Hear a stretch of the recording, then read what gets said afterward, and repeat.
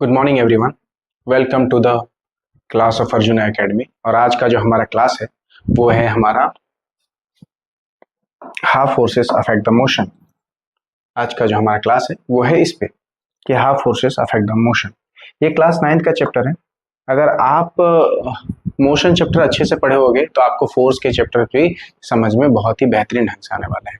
तो आज का जो हमारा चैप्टर है, ये चैप्टर को हम लोग फिनिश करेंगे, बट इसमें किसी भी तरह के क्वेश्चंस को डिस्कस नहीं किया जाएगा। बेसिकली छोटे छोटे क्वेश्चंस जो न्यूमेरिकल्स के बन सकते हैं वो बाय एक्सप्लेनेशंस के दौरान मैं उसको समझा दिया करूँगा। लेकिन मैं आपको ये इंश्योर करता हूँ कि आज का अगर क्लास मेरा थ्योरी पोर्शंस अगर आप अच्छे से देख लोगे तो आपको बहुत ज़्यादा रटने या याद करने की ज़रूरत नहीं है। कुछ कुछ टॉपिक्स आपको इतने अच्छे से समझ में आएंगे कि आपको कुछ 4 या 5 चीज़ें मैं आपको याद करने के लिए दूंगा। वो 4-5 चीज़ें अगर आप उसको दिमाग में बैठा लेते हो तो उसके बाद आप सारी चीज़ें उसके पेरिफेरल में एक्सप्लेन करते हो, उसके बिलोंगिंग जितनी भी चीज़ें हैं वो आपको सारी आएंगी। और एक बार आप पूरे चैप्टर्स को समझ गए तो आपको चाहे आप उसके इंटेक्स्ट के क्वेश्चन उठा लो, एनसीईआरटी के अंदर के जो क्वेश्चंस होते हैं इंटेक्स्ट क्वेश्चन वो आप उठा लो, चाहे आप उसके एक्सरसाइज के क्वेश्चन उठा लो, आपके सारे के सारे क्वेश्चन बनने वाले हैं। तो मैं ज़्यादा आपका टाइम नहीं लूँगा, मैं आपको सीधा टॉपिक पे लेके चलता हूँ कि कैसे जो फोर्सेस है वो मोशन को अफेक्ट करता है। जब आप किसी पे बल लगाते हो, किसी को धकेलते हो, आप अपने आसपास में अपने दोस्त को धकेल रहे हो, किसी सामान को धकेल रहे हो, तो आप देखते होगे कि वो जैसे धक्का देते हो उसमें मोशन आता है। हर एक जगह पे ये लागू तो नहीं होता, हर एक जगह पे तो एग्जीक्यूट नहीं हो जाएगा। कभी दीवार को धकेलो तो वो नहीं, क्योंकि जितना अमाउंट ऑफ फोर्स चाहिए दीवार को धकेलने के लिए आप उतना नहीं लगा पा रहे हो, इसीलिए वो ऑब्जेक्ट डिस्प्लेस नहीं होता है। लेकिन ज्यादातर केसेस में क्या देखें, जब हम अपने दोस्तों को धक्का देते हैं, अपने दोस्तों को लात मारते हैं तो मस्त दूर जाके गिरता है। कैसे ये चीजें कैसे हो पाता है? क्योंकि आप एक फोर्स एक्सर्ट कर रहे हो, फोर्स लगा रहे हो उस ऑब्जेक्ट पे जिसकी वजह से वो कहीं दूर जाके गिरा। तो हम इसी चीजों को समझेंगे, ठीक है। हम इस चैप्टर में सारी चीजों को लाइन बाय लाइन तरीके से बढ़िया से समझेंगे। चलिए आते हैं, हमारा जो टॉपिक है क्या क्या एक्चुअल पढ़ना है। देखो, कहते हैं ना कि जब भी कभी आप किसी चीज की शुरुआत करते हो तो आप शुरुआत ऐसे करो, समझने वाली बात है कि उसमें है क्या एक्चुअली, है ना। हम पूरे चैप्टर को पढ़ने से पहले चैप्टर में है क्या वो समझ लेते हैं। और मैं यहाँ पे बहुत सारी चीजें बताने वाला हूँ, बस 2 मिनट का ये टाइम लगेगा। इस 2 मिनट के टाइम में आपको बहुत कुछ समझ जाने वाला है। तो सबसे पहले है इंट्रोडक्शन पार्ट। इंट्रोडक्शन में आपको क्या पढ़ना है? तो इंट्रोडक्शन में 2-3 चीजें आती हैं। फर्स्ट जो है आपका वो आता है force, definition of force, force actually में है क्या। इसके बाद जो आपको आएगा फोर्स के साथ जो आपको देखने को मिलेगा वो है आपका टाइप्स, है ना। फोर्स के टाइप्स को पढ़ेंगे। टाइप्स के बाद आप समझ लो यूनिट पढ़ा जाएगा, यूनिट समझा जाएगा। टाइप्स में ही आपको 2 तरीके का टाइप्स है। 2 तरीके का टाइप्स क्या है? तो पहला है आपका बैलेंस्ड फोर्स, बैलेंस। दूसरा है जो आपका वो है अनबैलेंस्ड। और बैलेंस अनबैलेंस में आप क्या पढ़ोगे? तो बैलेंस अनबैलेंस में आप पढ़ोगे इसके बैलेंस के कुछ प्रॉपर्टीज आते हैं। इस प्रॉपर्टीज से आपको बहुत कुछ सीखने समझने को मिलेगा। आप बैलेंस फोर्सेस के बारे में जान पाओगे। और एक बात जान लो, अगर इनके प्रॉपर्टीज को अच्छे से समझे तो आपको ये बात तय है कि ये आपको बहुत सारे सवालों के जवाब जो आपके इंटेक्स्ट में मेंशन है, बुक्स में मेंशन है, या किसी साइड बुक्स में जो आपको मिलेंगे वो यहाँ से मिल जाने वाले हैं। तो बैलेंस अनबैलेंस फोर्सेस के दोनों प्रॉपर्टीज को हम लोग समझने जाएंगे। क्लियर है? तो ये 2 चीजें, तो ये है पहला हमारा। एंड दूसरा हमारा कौन सा पार्ट हमको समझना है? तो देखो यहाँ पे बैलेंस फोर्सेस है, अनबैलेंस फोर्सेस है, लॉज ऑफ मोशन। हम लॉज ऑफ मोशन पढ़ेंगे। लॉज ऑफ मोशंस में क्या है हमारा? तो लॉज ऑफ मोशन में अगर आप देखोगे तो 3 तरीके के लॉज ऑफ मोशन होते हैं। पहला है फर्स्ट लॉ ऑफ मोशन, दूसरा जो हमारे पास है सेकेंड लॉ ऑफ मोशन, और तीसरा जो हमको पढ़ना है which is third law of motion. Third law of motion पढ़ना, ठीक है। आप देखोगे आपको ये जो फर्स्ट लॉ ऑफ मोशन है इसको कहा जाता है क्या? तो लॉ ऑफ गैलीलियो भी कहा जाएगा। और क्योंकि गैलीलियो साहब का बहुत बड़ा योगदान है इस लॉ को प्रपोज करने में, इस लॉ को देने में, इसलिए उनके नाम को यहाँ पे मेंशन किया जाता है। और इसको लॉ ऑफ गैलीलियो भी कहा जाता है एक्चुअली। इसको लॉ ऑफ गैलीलियो के साथ आप देखोगे कि इसमें इनर्शिया का भी रोल है, तो इसको लॉ ऑफ इनर्शिया भी कहा जाएगा। आपको पढ़ते पढ़ते समझ में आ जाएगा कि इनर्शिया का कितना बड़ा कंट्रीब्यूशन है, इसलिए इसको लॉ ऑफ इनर्शिया भी कहा जाता है। तो second law of first law of motion देखिए, सेकंड लॉ ऑफ मोशन देखिए, थर्ड लॉ ऑफ मोशन देखिए, तीन तरीके का लॉ है। ठीक है, हम आगे बढ़ते हैं। आगे हमारे पास जैसे देखो फर्स्ट लॉ ऑफ मोशन है, इसके बाद जो आपको पढ़ना है वो मास और इनर्शिया, मास इनर्शिया, और एक चीज है जो मैंने यहां मेंशन नहीं किया, वेट, है ना। मास इनर्शिया और वेट, ये तीनों चीजें आपको पढ़ना है। मास समझ जाओगे, इनर्शिया समझ में आएगी अच्छे से, उससे अच्छे से वेट समझ में आएगा, और ये बहुत जरूरी है। इसके बाद आप समझोगे मोमेंटम वाले पार्ट को, मोमेंटम कि मोमेंटम एक्चुअली है क्या, हम समझेंगे मोमेंटम की एक्चुअली मोमेंटम है क्या। तो बड़े अच्छे समझ में आएगा कि मोमेंटम को हम डिनोट करते हैं P से, और मास और वेलोसिटी का प्रोडक्ट जो है हमारा मोमेंटम होता है। वहां पे और अच्छे तरीके से एक्सप्लेन करूंगा, फिर इसके यूनिट को एक्सप्लेन करूंगा। आपको मैंने बोला ना कुछ कुछ चीजें आपको याद रखनी है, जो जो मैं बोलूं, इसके बाद ये चैप्टर आपके लिए बहुत ही आसान हो जाएगा। फिर आपको ये न्यूटन्स के सेकेंड लॉ को प्रूव करना है, फर्स्ट लॉ ऑफ मोशन दिया है, लेकिन सेकेंड लॉ को जो है प्रूव करना है। तो आपको प्रूव करना है, proof of Newton second law, Newton's second law, ये आपको प्रूव करना है। और बड़े प्रेम भाव से एक एक चीज को विद डेफिनेशन समझेंगे हम लोग और प्रूव भी करेंगे। इसके बाद आ जाता है law of conservation of momentum. एक बात मैं बता दूं, ये कि law of conservation of momentum आपके एनसीईआरटी के बुक्स में मेंशन नहीं है, लेकिन चूंकि ये पुराने बुक्स में है और ये वैल्यूएबल कंटेंट ऐड करता है आपको, इसीलिए law of conservation of momentum तो हम पढ़ेंगे ही पढ़ेंगे। इसके बाद लास्ट जो हमारा सबसे अंतिम टॉपिक है, जो एनसीईआरटी 2026-27 ईयर्स में इसको मेंशन की है, और वो है हमारा force acting on A system of object, कि किस तरीके से दो ऑब्जेक्ट को जब आप एक दूसरे के साथ कनेक्ट करते हो तो वो ऑब्जेक्ट का एक्सेलेरेशन कैसा होता है, उस पे फोर्स का एग्जीक्यूशन कैसा होता है, उसके दो ऑब्जेक्ट के बीच में जो दोनों ऑब्जेक्ट को कनेक्ट करने वाला फोर्स होता है वो कैसा लगता है। इन सारे फिनोमिना को हम यहाँ पे समझेंगे। तो आपको मैंने चैप्टर का ओवरव्यू दिया कि आपको बेसिकली इस चैप्टर में पढ़ना क्या क्या है। अब इस चैप्टर के ऑन डिटेल चीजों को मैं आपको एक्सप्लेन करने वाला हूँ वन बाय वन, तो आप बने रहिएगा। बोरियत नहीं महसूस होगी, ये बात की मैं इंश्योरिटी देता हूँ। लगता है कभी कभी कि बोरियत लग सकती है, मगर मैं कोशिश करूंगा कि आपके क्लासेस को बोर ना बनाया जाए, बेहतर ढंग से बनाया जाए। तो देखो डेफिनेशन में आपको अगर मैं फोर्स की कहूं कि फोर्स का डेफिनेशन क्या है, तो फोर्स को डिफाइन करने के लिए मैं आपको सिर्फ एक फॉर्मूला याद करने के लिए बोलता हूं। मैंने क्या कहा था बच्चों, मैंने कहा था कि सिर्फ और सिर्फ आपको क्या याद करना है, कुछ चीजें। मैं कहता हूं कि आप सिर्फ ये याद कर लो, F = ma, है ना। देखो आप अपने घर में रहते हो, जितने भी 9th-10th के बच्चे हैं अपने माँ बाप के साथ अपने घरों में रहते हो, तो आपको पता है कि आपके घरों में फोर्स किसका चलता है, माँ का ही चलता है बच्चा, किसी और का नहीं चलेगा, माँ का ही चलेगा।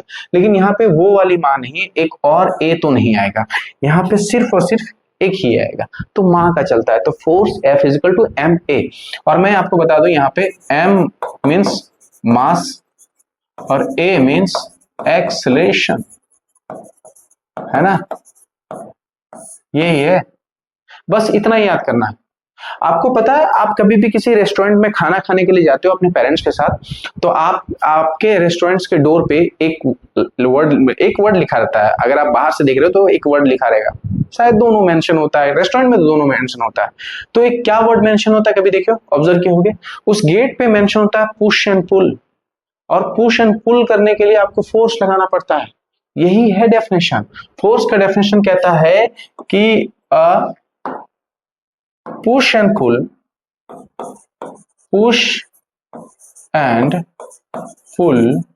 Of an object, push and pull of an object by external effort,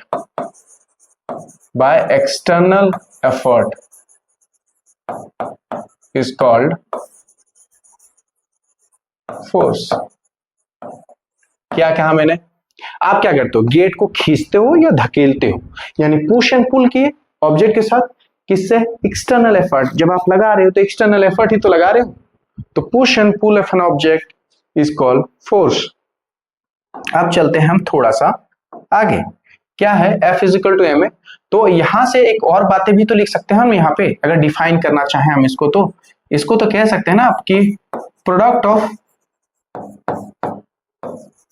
of mass and its acceleration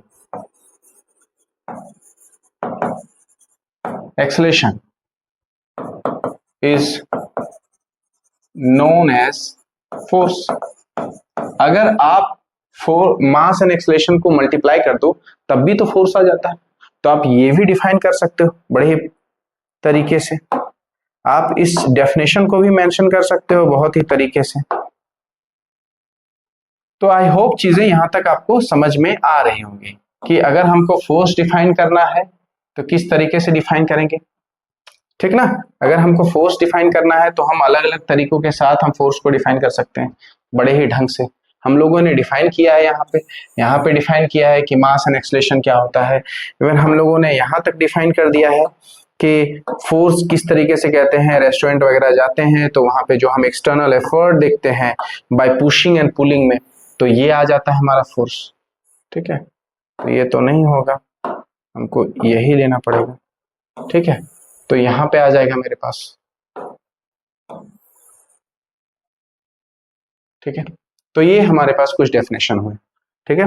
बड़ा ही आसान है, आप अगर एक दो बार पढ़ोगे तो आराम से चीजें आपको याद हो जाने वाली है कि push and pull of an object is called force, F is equal to ma, m mass और a एक्सेलरेशन बताता है। A product of mass and its acceleration is also known as force कह सकते हो। जब आपको चीजें ये याद नहीं रही तो ये आसानी से आप लिख सकते हो। अब मैं इसके यूनिट के बारे में बात करूंगा। पहले यूनिट क्या है, तो फोर्स की अगर मैं यूनिट की बात करूं तो आपको पता है मास को क्या कहते हैं, केजी, और एक्सेलरेशन क्या होता है तो मीटर पर सेकंड स्क्वायर। आप देख लो, तो मैं यहां लिख दूं कि द एसआई यूनिट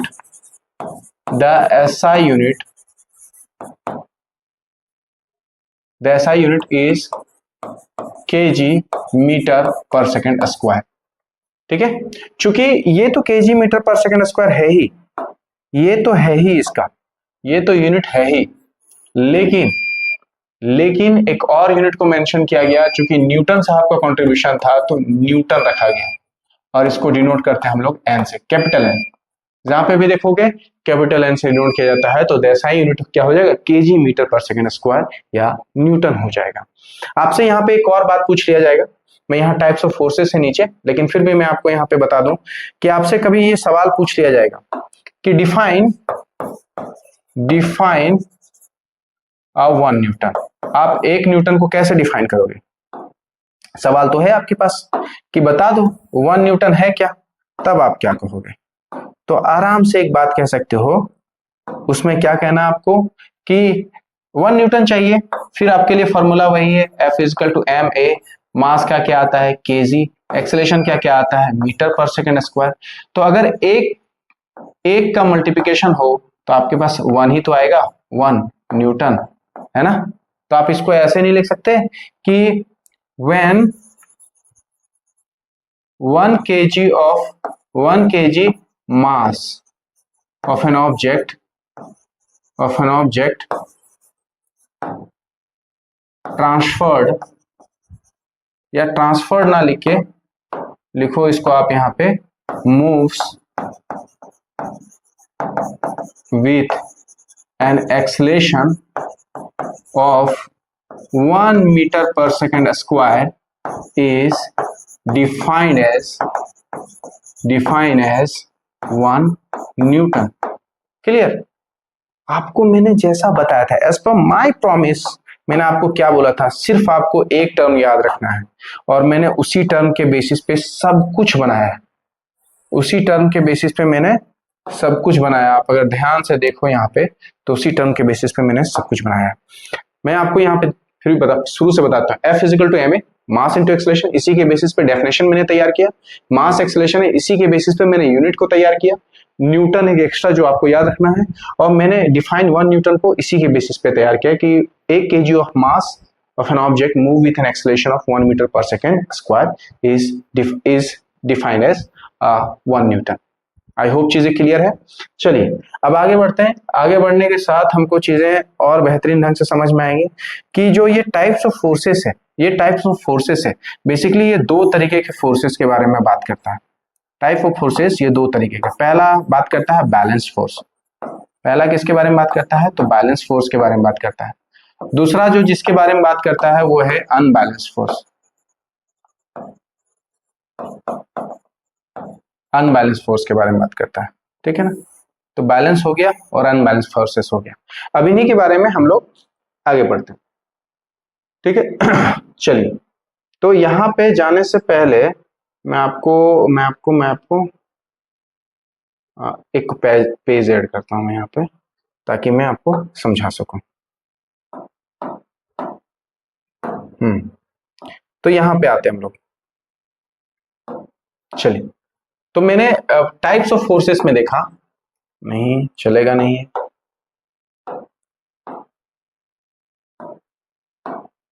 मैंने टाइप्स ऑफ फोर्सेस में देखा, types of forces. In types of forces में मैंने दो चीजें देखा। पहला तो मैंने देखा कि ये होता है क्या, बैलेंस फोर्स, बैलेंस्ड, एंड दूसरा होता है मेरे पास अनबैलेंस्ड, अनबैलेंस्ड फोर्स। अब मैं बैलेंस फोर्स के बारे में बताता हूं कि बैलेंस फोर्स किस तरीके का फोर्स होता है। तो जब भी हो balance forces, the net force become zero. आप सोच लो कि दो व्यक्ति हैं,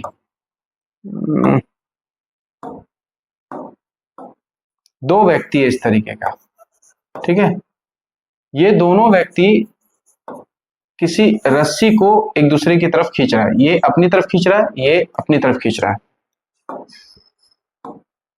दोनों रस्सियों को अपोजिट डायरेक्शन में खींच रहा है, ठीक है। ये 10 न्यूटन का फोर्स लगाया, ये भी 10 न्यूटन का फोर्स लगाया। तो आप बताओ कि क्या क्या इवेंट होने की संभावना बन रही है। और ये एक पॉइंट हम डिनोट कर दे रहे हैं, और इस पॉइंट पे ऑब्जेक्ट को, इस पॉइंट पे ऑब्जेक्ट को स्थिर कर दिया गया। ये यहाँ पे एक धागा बांधा गया है, जो कि बेसिकली इंडिकेट कर रहा है कि ऑब्जेक्ट इसी जगह पे है। अब ये भी 10 न्यूटन का फोर्स लगा, वो भी 10 न्यूटन का फोर्स लगा, ऑब्जेक्ट में क्या क्या चेंजेस आएगा। तो आप बैलेंस फोर्स का यहाँ पे आराम से इसके डेफिनेशन को समझ सकते हो कि हमको समझना है इसी चीज को, कि बैलेंस फोर्स के डेफिनेशन को, कि when force exerts on a body, when force exerts on a body in two different direction, in two different direction with net force becomes zero is called balance force, is called balance force। ये आपका balance force explain करता है कि क्या कह देता है balance force, कि जब भी कभी किसी ऑब्जेक्ट के द्वारा, जब कभी किसी ऑब्जेक्ट के द्वारा फोर्स लगाया गया है ना, दो अलग अलग डायरेक्शंस में, the net force become zero, वो क्या हो जाएगा, नेट फोर्स जीरो हो जाएगा, that is called balance force, है ना। ये पॉइंट याद रखना आपको, सॉरी ये तो ढंग से, ठीक है, नेट फोर्स बिकम जीरो। चलिए, फिलहाल ये हमारा बैलेंस फोर्स है। अब हम इसके प्रॉपर्टीज के बारे में समझ लेंगे कि बैलेंस फोर्स का प्रॉपर्टीज क्या होगा। अब मैंने यही सेम चीज, इसी घटना पे हम बात करते हैं कि क्या क्या सिचुएशन हो सकता है। कि आप बताओ 10 न्यूटन का फोर्स, एक ऑब्जेक्ट, ये है हमारा राम और ये है हमारा रहीम, और राम 10 न्यूटन का फोर्स लगा रहा है, रहीम भी 10 न्यूटन का फोर्स लगा रहा है, ये रस्सा कस्सी का गेम खेल रहे हैं। अब मेरे को जानना है कि किधर जाएगा ये जो धागा है, ये किधर किधर की तरफ शिफ्ट होगा। तो आप जानोगे ना, इसी से मैं सारा प्रॉपर्टीज लिख रहा हूँ, सारा प्रॉपर्टीज इसी के बेसिस पे लिख रहा हूँ कि properties of balance force, properties of balance force. Properties of balance force में हम देखेंगे कि क्या है प्रॉपर्टीज ऑफ बैलेंस फोर्स, ठीक है, क्या है। तो पहला, नेट फोर्स,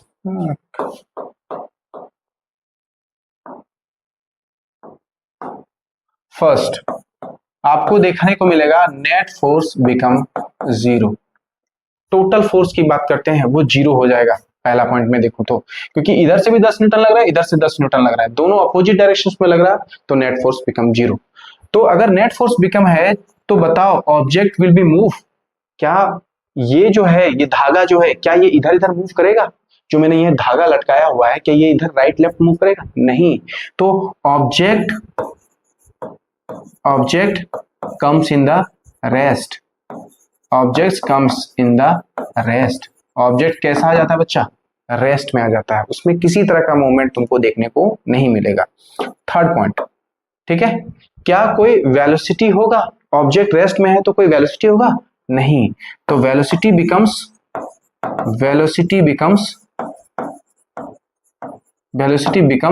जीरो। आपसे पूछ लिया जाएगा अगर वेलोसिटी बिकम्स जीरो है तो क्या एक्सेलरेशन होगा? Definitely not, acceleration becomes zero as well, acceleration भी जीरो हो जाएगा। ऑब्जेक्ट रेस्ट में है तो velocity becomes zero, acceleration become zero, net force become zero. ठीक है, ऑब्जेक्ट में किसी तरह का मूवमेंट आपको देखने को नहीं मिलेगा। ठीक है, पांचवा पॉइंट क्या होगा कि ये जो बैलेंस फोर्स है ऑलवेज एक्ट्स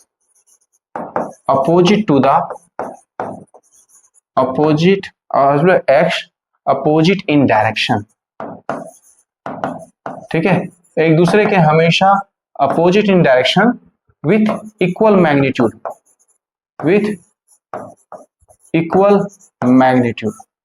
बराबर के मैग्नीट्यूड पे लगने वाला फोर्स है ये।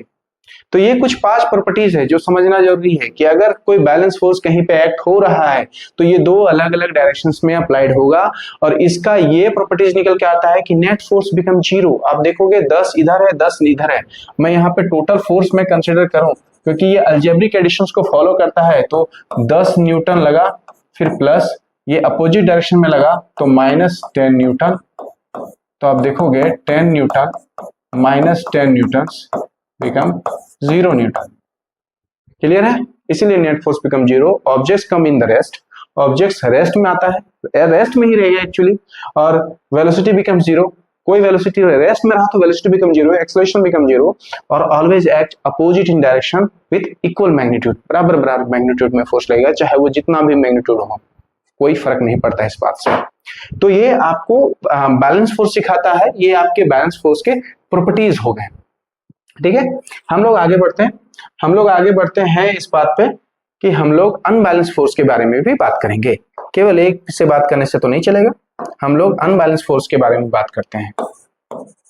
तो है हमारा अनबैलेंस्ड फोर्स।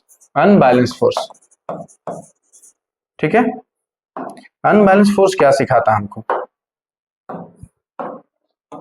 अनबैलेंस फोर्स तो हम लिखते हैं कि force applied on a body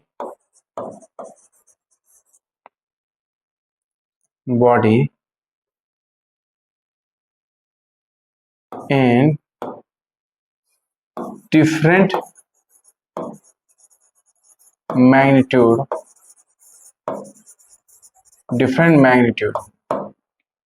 ठीक है, different magnitude to displace it ठीक है, जब भी कभी भी अनबैलेंस फोर्स कहीं पे एग्जर्ट होता है वो हमेशा अलग मैग्नीट्यूड में होगा, और क्या होगा, वो ऑब्जेक्ट डिस्प्लेस होगा। तो मैं आपको उसी बेसिस पे एग्जांपल दिखा देता हूं जिस बेसिस पे मैंने पहले आपको बताया था कि ये दो ऑब्जेक्ट हैं, विच इज ये दो ऑब्जेक्ट हैं, चलो भाई साहब, ये दो ऑब्जेक्ट हैं, एक का नाम है राम और दूसरे का नाम है रहीम। ठीक है, दूसरे का नाम है रहीम। इन दोनों के बीच में एक फोर्स लग रहा है। ठीक है, और इस फोर्स के बेसिस पे ये एक दूसरे पे अपोजिट डायरेक्शंस में, मैं मान लेता हूं यहाँ पे इस तरीके का फोर्स लग रहा है। ठीक है, और इस फोर्स के बेसिस पे ये एक दूसरे पे अपोजिट डायरेक्शंस में ड्रॉ कर देना is a very kind gesture. यहाँ पे इस तरीके का धागा लटका दिया है मैंने। अब ये जो है, ये राम जो है वो अपनी तरफ खींचने की कोशिश कर रहा है 10 न्यूटन से, और रहीम जो है अपनी तरफ खींचने की कोशिश कर रहा है 15 न्यूटन से।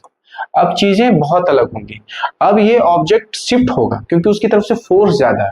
तो मैंने वही लिखा कि force applied on your body in different magnitude, अलग अलग मैग्नीट्यूड में होता है ना, टू डिस्प्लेस इट, इसको डिस्प्लेस करने के लिए, and that is called unbalance forces. Unbalance forces हमेशा इस तरीके से होगा कि दोनों अलग अलग magnitude amount of force exert होगा किसी बॉडी पे, ताकि ऑब्जेक्ट शिफ्टिंग हो जाए, और वो होगा ही होगा जब भी कभी अनबैलेंस फोर्स वाली सिचुएशन होगी। तो यहाँ पे थोड़ी बातें और क्लियर हो जानी चाहिए कि क्या है। यहाँ पे अगर मैं प्रॉपर्टीज के बारे में बात करूं, अगर मैं बात करूं कि प्रॉपर्टीज है क्या, एक्चुअली प्रॉपर्टीज के बारे में बात करता हूं। प्रॉपर्टीज ऑफ अनबैलेंस्ड फोर्स, तो आपको क्या देखने को मिलता है? प्रॉपर्टीज ऑफ अनबैलेंस्ड फोर्सेस में आपको देखने को मिलेगा,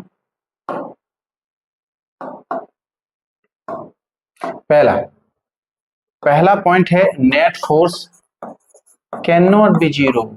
आप देख लो यहाँ पे मैं नेट फोर्स निकाल देता हूं, 10 न्यूटन का फोर्स प्लस माइनस 15 न्यूटन का फोर्स। आप देखोगे 10 newton minus 15 newton which is 5 newton का force in the opposite direction, उस डायरेक्शन में लग रहा है, इसीलिए ये -5। Minus indicates about the direction, minus जो है वो डायरेक्शन को इंडिकेट करता है, मैग्नीट्यूड पे इसका कोई लेना देना नहीं है। जो साइन है आपको वो डायरेक्शन शो करेगा, मैग्नीट्यूड से इस चीज का कोई लेना देना नहीं है। तो net force is not equal to zero. दूसरा, क्या वेलोसिटी जीरो होगा? Definitely not equal to zero. क्या ये बॉडी एक्सलेट करेगी? Definitely acceleration is not equal to zero, object acceleration होगा। चौथा, क्या ऑब्जेक्ट रेस्ट में रहेगा? No, object is in motion. ठीक है, मोशन में होता है इस केसेस में। ऑब्जेक्ट अगर मोशंस में है तो बताओ, ये तो हो गया net force become not equal to zero, velocity not equal to zero, acceleration not equal to zero, object in motion. और forces acts always, forces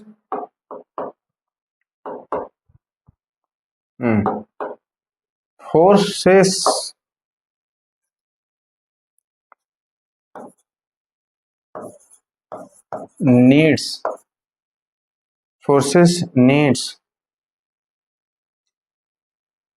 in different magnitude, forces needs in different magnitude,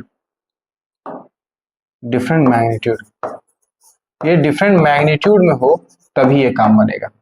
तो ये चीजें हैं हमारे unbalance force को लेके। और आप जानते हो किसी भी ऑब्जेक्ट में मोशन चाहिए आपको तो हमेशा अनबैलेंस फोर्स का रिक्वायरमेंट होगा, क्योंकि यहाँ पे net force become zero. Net force जैसे जीरो होता है वेलोसिटी उसमें आ जाती है, वेलोसिटी आएगी तो एक्सलेट करेगा बॉडी, है ना, तो उसमें एक्सलेशंस भी देखने को मिलेगा। ठीक है, और यहाँ पे हमेशा डिफरेंट मैग्नीट्यूड में फोर्स लगेगा, चाहे वो एक तरफ से लगे चाहे वो दो तरफ से फोर्स लगेगी। Always acts opposite in direction, two different opposite in direction, but the magnitude will be always different, magnitude हमेशा डिफरेंट रहेगा। तो ये आपका अनबैलेंस फोर्स को एक्सप्रेस करता है। आगे बढ़ते हैं बच्चा। आगे हमारे पास है कि फोर्स डिपेंड किन किन चीजों पे करता है। बहुत बड़ी बात है कि फोर्स डिपेंड किन किन चीजों पे करता है, तो वही बात करेंगे। देखो मैंने क्या बोला था, F is equal to ma, बस यही आपको याद रखना है। फोर्स डिपेंड्स ऑन किस पे?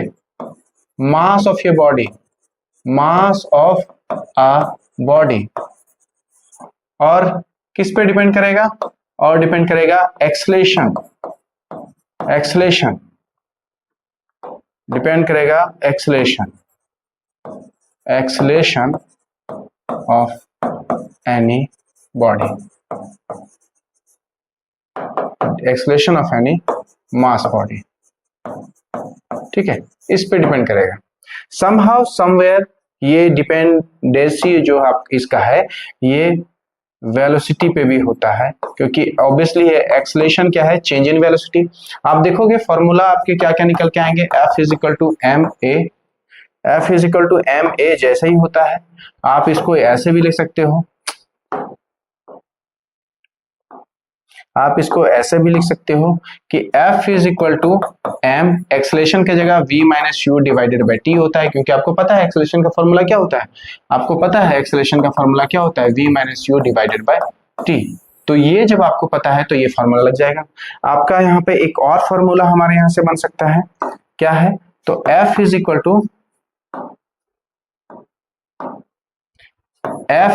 टू एम, इसके बाद हो जाएगा V square minus U square divided by 2s। तो आपको ये समझना पड़ेगा कि ये आया कहाँ से एक्चुअली। तो मैं आपको एक फॉर्मूला देता हूँ, V square minus U square is equal to 2s। ये फॉर्मूला आपको याद होगा काइनेमेटिक इक्वेशन मोशन वाले पार्ट पे। तो आप देख लो कि अगर एक्सेलरेशन को मैं इधर ही छोड़ दूं तो क्या आएगा, V square minus U square divided by 2s। बस इसी वैल्यू को मैं क्या किया हूँ, यहाँ पे इम्पोज कर दिया, इसी वैल्यू को उठा के मैंने यहाँ पे लिख दिया है।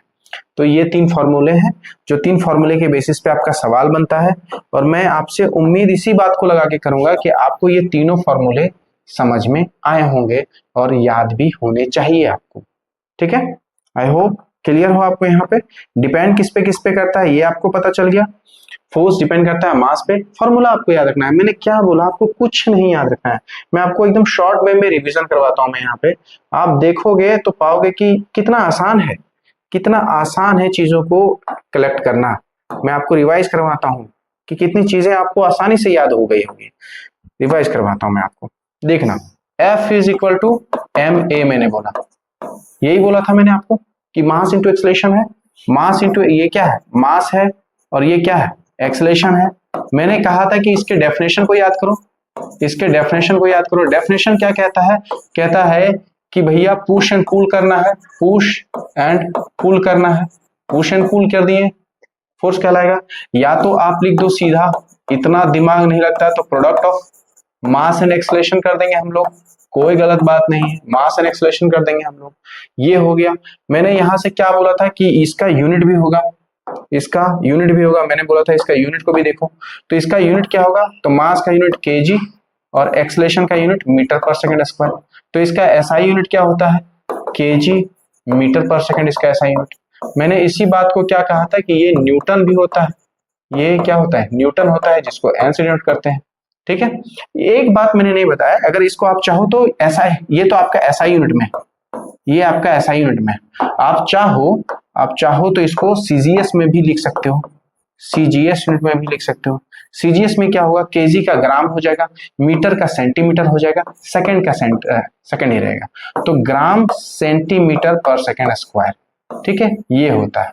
ठीक है, हाँ, और इसका एक और दिया गया है, वो दिया गया डाइन, है ना, एक और क्या दिया गया, डाइन दिया गया है। तो आपको इन दोनों के बीच में रिलेशन देखना है, तो आपको पता चलेगा कि 1 newton is equal to 10 to the power 5 dyne. जो मेरे को समझाना चाहिए था मैंने वहां पे मिस कर दिया हुआ है, लेकिन फिर भी मैं आपको समझा दूं। ये चीजें कैसे होगी ये भी आपको समझ में आ जाएगा, मैं यहाँ एक्सप्लेन ही कर देता हूँ मैं आपको अच्छे तरीके से। अगर मैं देखूं एसआई यूनिट में 1 केजी है ना, 1 मीटर, 1 सेकंड स्क्वायर। अगर आप इसको एक्सप्रेस करने जाओ सीजीएस में जैसे ही आप इसको एक्सप्रेस करने जाओगे आपको क्या मिलेगा, 1000 ग्राम, इसके बाद 100 सेंटीमीटर, बदल रहा हूं मैं, सेकंड का सेकंड ही रहेगा, उसमें तो कोई बदलाव नहीं आएगा, सेकंड 1 सेकंड स्क्वायर। ठीक है, अब इसको देखोगे 3 जीरो और 3 2 5 जीरो, यानी 10 टू द पावर 5 हो गया centimetre, sorry 10 to the power 5 gram centimetre per second square. आ गया, ये आ गया आपके पास। इसी को आगे चल के क्या लिख दिया, 10 टू द पावर 5 डाइन अलग से कर दिया गया।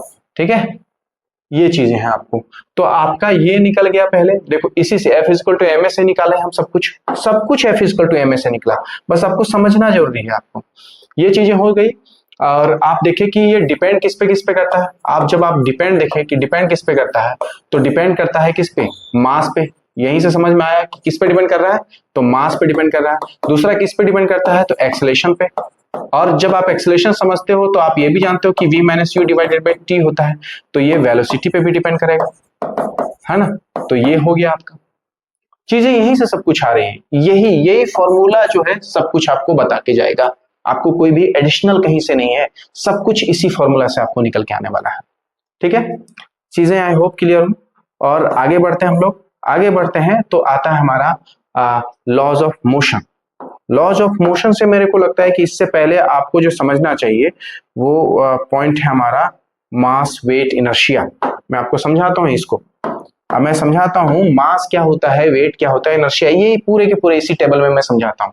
तो मास के बारे में बात करेंगे। ठीक है, मास क्या कहता है कि the material which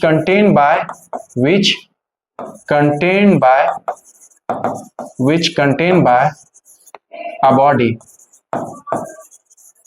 is called mass, है ना, mass। it is, ये इंपॉर्टेंट पॉइंट है, it is always इंडिपेंडेंट, ये हमेशा क्या रहेगा, इंडिपेंडेंट होगा। ये बात जान लो आप, ये हमेशा क्या होगा, इंडिपेंडेंट होगा, ये किसी पे डिपेंड नहीं करेगा, है ना। क्या है, ये हमेशा मास कंसीडर्ड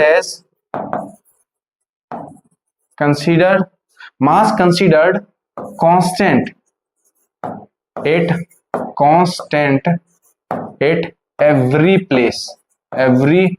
प्लेस, है ना, या एवरी प्लेसेस, किसी भी प्लेसेस पे, आइदर वो प्लैनेट्स हो, कुछ भी हो, कहीं पे भी हो, ये हमेशा कांस्टेंट कंसीडर किया जाएगा, ये हमेशा मास कैसा रहेगा, कांस्टेंट रहेगा। अगर मैं मास के बारे में थोड़ा और बात कर लूं, मेरे पास अगर आप मेरे से मास के बारे में पूछोगे तो मैं मास के बारे में बताऊंगा, मेरे शरीर में जितना मास है वही मास है ना। तो मास हमेशा कांस्टेंट रहने वाला है, मास कभी भी नहीं चेंज करने वाला है, किसी भी जगह पे ले लो। मैं चांद पे चला जाता हूं, मैं ये मान लेता हूं, मैं अपने आप को ये यहाँ खड़ा करता हूं, मैं खुद हूं, मैं यहाँ, और मेरा नाम हुआ अर्जुन, और मैं अभी कहां पे हूं, तो मैं अर्थ पे हूं, तो मेरे हाथ पांव आंख कान सब कुछ है मेरे पास जो मास है वो है, जो मटेरियल में कंटेन कर रहा हूं मेरे बॉडी के द्वारा वो है। अब इसी मैं खुद शिफ्ट कहां पे हो गया, तो हो जाता हूं मून पे शिफ्ट हो जाता हूं, मैं चला गया मून पे। तो बताओ, आप मेरे को बताओ कौन सा मैं आंख कान छोड़ के आया हूं। एक्चुअली यहाँ पे आंख नहीं दिखाया गया, आंख हो गया, मुंह हो गया, आंख हो गया, थोड़ा सा दुखी हूं, थोड़ी आंखें थोड़ी टेढ़े हो गई वहां जाके, लेकिन आंख कान सब कुछ मेरे साथ में था। तो मैं अर्थ पे जो था मेरे अंदर मटेरियल, वही मेरे कहां पे है, मून पे ही है। तो जितना मास मेरे पास अर्थ में था वही मून पे है।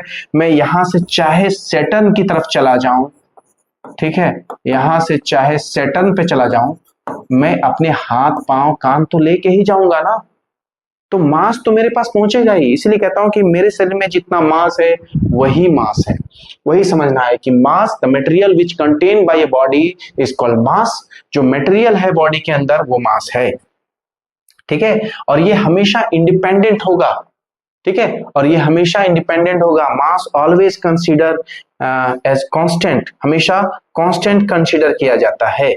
चलिए अब आगे बढ़ते हैं, तो आगे आपको चीजें कुछ क्लैरिफिकेशन के साथ समझ में आएंगी। आगे है आपके पास वेट वाला पार्ट, वेट। तो आपको समझना है कि ये वेट क्या है, आपको समझना पड़ेगा। आप देखो वेट का एक फॉर्मूला होता है, आप बचपन से पढ़ते आ रहे हो, मास इंटू जी, मास इंटू ग्रेविटी, ये होता है। ग्रेविटी क्या होता है, अर्थ जब किसी ऑब्जेक्ट को अपनी तरफ खींचती है, इसको हम लोग ग्रेविटी कहते हैं। यानी कोई भी प्लैनेट जब किसी ऑब्जेक्ट को अपनी तरफ खींच रही है और अपने पे चिपका के रख रही है, वो ग्रेविटी कहलाती है। या दो ऑब्जेक्ट के बीच में, दो मास बॉडी के बीच में जब फोर्स लगता है वो ग्रेविटेशन कहलाता है। लेकिन जब भी कभी अर्थ की बात करेंगे, जब भी कभी किसी प्लैनेट की बात करेंगे, जब कोई प्लैनेट किसी ऑब्जेक्ट को अपनी तरफ खींचती है, वो आपकी ग्रेविटी कहलाती है। और जब हम अर्थ पे होते हैं, बच्चा एक बात जान लो, जब हम अर्थ पे होते हैं जब हम लोग अर्थ पे होते हैं तो हमारी जो ग्रेविटी है, gravity which is denoted by, किससे डिनोट करते हैं, तो जी से डिनोट करते हैं। और ये जो जी का वैल्यू होता है, ये जो जी का वैल्यू होगा वो 9.8 मीटर पर सेकेंड स्क्वायर या फिर 10 मीटर पर सेकेंड स्क्वायर होती है। यानी ग्रेविटी यानी अर्थ जो है हमको किसी ऑब्जेक्ट को जो उससे दूर है उसको अपने 10 मीटर पर सेकेंड स्क्वायर के एक्सेलरेशन से अपनी तरफ खींच रही होती है। ठीक है, अब W equal to M G, यानी यहां पे आपको पता है, एक तो पता चल गया कि मास आपको पता चल गया कि इंडिपेंडेंट है, दूसरा है आपके पास ग्रेविटी। तो आप देख रहे हो विनोद कि मास और ग्रेविटी का कॉम्बिनेशन है वेट आपका। आप इसके डेफिनेशन में क्या डाल सकते हो, आप इसके डेफिनेशन में क्या मेंशन कर सकते हो कि हम इसको ये लिख सकते हैं कि product of mass and its weight, sorry product of mass and its gravity. ठीक है, product of mass and gravity, ये इट्स हटा देता हूं, product of mass and gravity.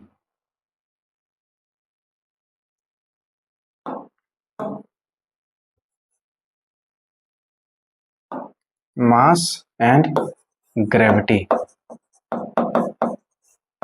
Is called wait.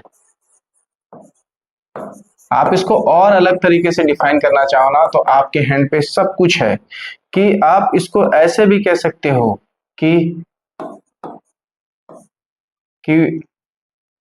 a mass body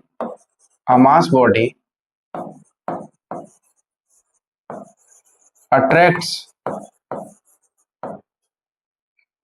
by Earth's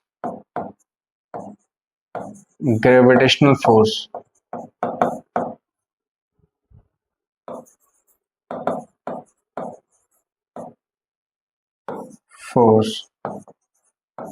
Towards itself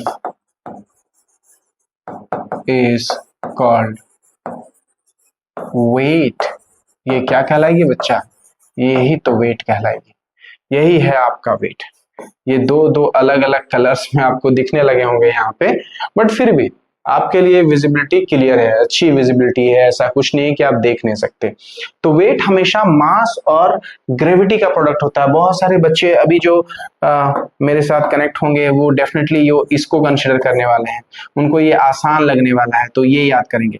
but ये भी एक होता है कि a mass body attracts by earth gravitational force towards itself, अपनी तरफ जब अट्रैक्ट करे तो उसको हम लोग वेट कहते हैं। W is equal to M G होता है। आप देख लो कभी भी आप मास बॉडी को क्या लिखते हो तो W is equal to M G होता है। यानी अगर किसी व्यक्ति का, कोई अगर व्यक्ति कहता है कि मेरा वेट कितना है 60 kg का है, या फिर कोई कहता है कि वेट कितना है मेरा 120 kg का है, या कोई कहता है कि वेट मेरा कितना है 180 kg का है, तो आप ये इंश्योर कर लो कि जी का वैल्यू मैं 10 मान के यहाँ चलता हूँ तो हमेशा ये 10 से डिवाइड होगा। अगर मैं उसके मास को निकालने जाऊं तो वेट डिवाइडेड बाय जी होगा, वेट डिवाइडेड बाय जी होगा। तो आप देखोगे यहाँ पे, आप जो यहाँ पे देखोगे, आप क्या देखोगे कि अगर आपको यहाँ मास चाहिए तो वेट आपका 60 और जी जो है आपका 10 है, यानी आप सिर्फ और सिर्फ 6 kg का मास कंटेन किए हुए, 6 kg का मटेरियल आपके बॉडी में कंटेंट है अगर ग्रेविटी को हटा दिया जाए। यहाँ पे मास जो आपका हो जाएगा वो 12 kg का हो जाएगा, यहाँ पे जो मास हो जाएगा वो कितना हो जाएगा 18 kg का हो जाएगा। ठीक है, देखो बच्चा आपका जो मैं देख लूं यहाँ पे थोड़ा, हाँ ठीक है, आपका जो वेट है, एक्चुअली मास तो इंडिपेंडेंट है, मास कहीं नहीं चेंज होता है, लेकिन वेट जो है वेट चेंज होता है। वेट जो है इट चेंजेस विथ प्लेस, सीधा एक इट चेंजेस विथ प्लेस, ये प्लेस के साथ चेंज होता है। जैसे मैं यहीं पे एग्जांपल के तौर पे समझा देता हूं आपको कि अगर वेट ऑन अर्थ 60 kg है तो आपको पता है कि वेट ऑन मून है ना, चूंकि gravity of earth is equal to gravity of moon की बात करें, मून का मास छोटा है तो ग्रेविटी 1/6 ऑफ द अर्थ करोगे तो ग्रेविटी ऑफ मून होता है। तो यहां पे अगर मैं वेट ऑफ मून निकालूं तो आप देखोगे मास तो वही रहने वाला है, ग्रेविटी कितना हो जाता है, ग्रेविटी ऑफ मून जो आपको निकालना है वो, अगर मैं, क्योंकि अर्थ में कंसीडर किया गया था, तो ग्रेविटी ऑफ अर्थ का कितना हो जाएगा, 1/6 टाइम हो जाएगा। अब आप कंसीडर कर लो, आप जैसे निकालना चाहो आप चॉइसेस पे निकाल सकते हो यहाँ पे। तो आप वेट ऑन मून निकाल रहा हूं मैं यहाँ पे, तो वेट ऑन मून निकालू मैं यहाँ पे, तो आपको क्या मिलेगा, मास जो है सो है ना, वेट ऑन मून निकाल रहा हूं मैं, तो मास जो है, अगर मैं यहाँ पे मैं सीधा सीधी मैं आपको बता देता हूँ, फिर उसके बाद कॉम्प्लिकेशंस करूँ तो ज्यादा सहूलियत भरा रहेगा, आपको ज्यादा समझ में आएगा। मैं अगर यहाँ पे सीधा सीधी मैं इसको स्ट्रेट फॉरवर्ड में देख लूँ तो 60 kg जो 1/6 हो जाता है ग्रेविटी के कारण, तो 1/6 से करूंगा तो ये 10 kg का हो जाएगा। अब मैं इसके कॉम्प्लिकेटेड वर्जन को भी देख लेता हूँ। वेट ऑन मून बोला गया है, तो वेट ऑन मून के लिए हमको क्या चाहिए, यहाँ पे चाहिए वेट ऑन अर्थ में बात करूंगा, अर्थ पे बात करूंगा तो 60 kg है, और इसका जो जी है वो कितना है, 10 मीटर पर सेकेंड स्क्वायर। अगर मैं इसके मास को निकाल दूं तो ये कितना हो जाएगा, 6 kg का हो जाएगा। जब ये 6 kg का हो गया तो मेरे को यहाँ मास पता है 6 kg का, और ग्रेविटी ऑन अर्थ 10 का 1/6 होता है, तो 6 से 6 कट गया, कितना हो गया, 10 kg का हो गया। तो चाहे कितना भी कॉम्प्लिकेटेड है, सॉल्यूशन तो हम ही से होगा, हम ही से होगा मतलब आपसे भी होगा, हमसे भी होगा।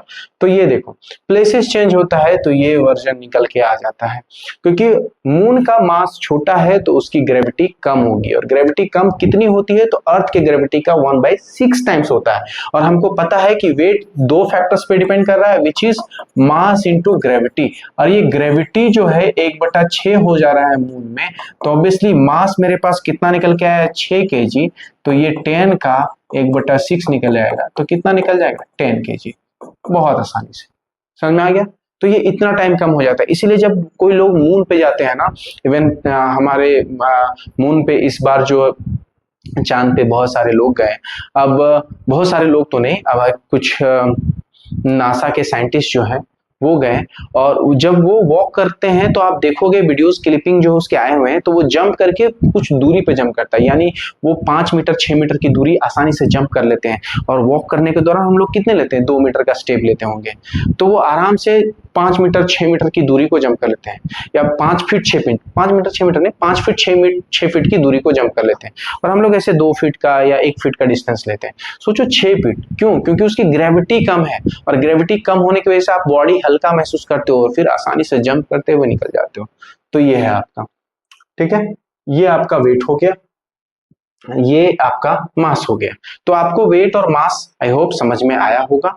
अब हम यहाँ पे थोड़ा बात कर लेते हैं इनर्शिया के बारे में।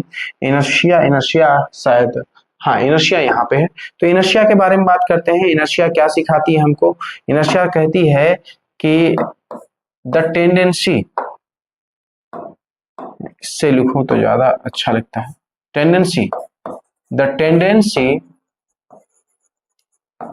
द टेंडेंसी किसका, ऑब्जेक्ट का, the tendency of an object, है ना, the tendency of an object, object का टेंडेंसी है, the tendency of an object, the tendency of object does not like to change its state की बात कर रहा हूं, ठीक है। ये किसी भी ऑब्जेक्ट की एक ऐसी टेंडेंसी है जो अपने स्टेट में बदलाव नहीं करना चाहती है, ठीक है। किसे, अगर मास मेजर करना है तो इनर्शिया में ऑब्जेक्ट का होना जरूरी है, ठीक है। मास can be determined by a body has in inertia, ठीक है। आसानी से हम मेजर कर सकते हैं, मास फाइंड आउट किया जा सकता है अगर बॉडी इनर्शिया में है तो अच्छे से, ठीक है। तो ये पॉइंट आपको ध्यान रखना है, मास, और ये पॉइंट याद रखना है, इनर्शिया में होना चाहिए बॉडी। ठीक है, एक टेंडेंसी होती है ऑब्जेक्ट का, वो चेंज नहीं करेगा। कैसा स्टेट? तो स्टेट ऑफ रेस्ट। और कैसा स्टेट? तो स्टेट ऑफ मोशन। कोई भी ऑब्जेक्ट नहीं चाहती कि वो रेस्ट में है तो रेस्ट में रहना चाहती है, मोशन है तो मोशन में ही रहना चाहती है, वो अपने स्टेट में बदलना ही नहीं चाहती, बदलाव ही नहीं चाहती। उसी को हम इनर्शिया कहते हैं। इनर्शिया उसको कहा जाता है जो ऑब्जेक्ट अपने स्टेट में किसी भी तरह का, अपनी अवस्था में किसी भी तरह का कोई चेंजेस नहीं चाहती है, उसको हम इनर्शिया कहते हैं। तो आपको मास समझाया गया, आपको वेट समझाया गया, आपको इनर्शिया समझाया गया, है ना। अब हम बात करेंगे न्यूटन्स के फर्स्ट लॉ ऑफ मोशन के बारे में, और मैं आपको इंश्योर कर दूं कि ये न्यूटन्स का जो फर्स्ट लॉ है ना, इसको सबसे पहले देने वाले व्यक्ति का नाम है गैलीलियो। सबसे पहले देने वाले व्यक्ति का नाम है गैलीलियो। तो इसको गैलीलियो से भी संबोधित करेंगे, तो इसलिए इसको कहा जाता है लॉ ऑफ गैलीलियो, या इसको और एक नाम से जाना जाता है, जाननी चाहिए ना, इसको जाना जाता है लॉ ऑफ इनर्शिया।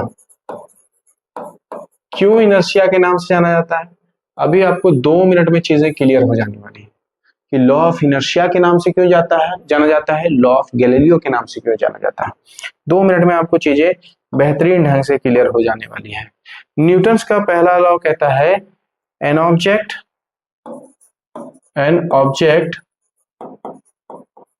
ठीक है, does not change its state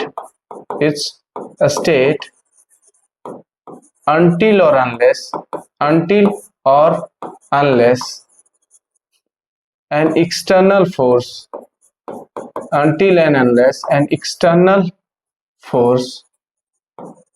applied on it,